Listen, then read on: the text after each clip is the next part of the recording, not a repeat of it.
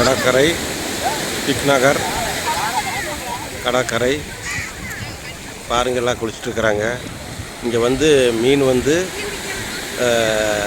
போட்டில் பிடிச்சிட்டு வந்து கூறு கட்டி விற்பாங்க. அதெல்லாம் 7 மணிக்கு, காலையில் 7 மணிக்கு வந்தால் வாங்கலாம். பாருங்கள், எல்லாம் கடலில் குளிச்சுட்ருக்குறாங்க.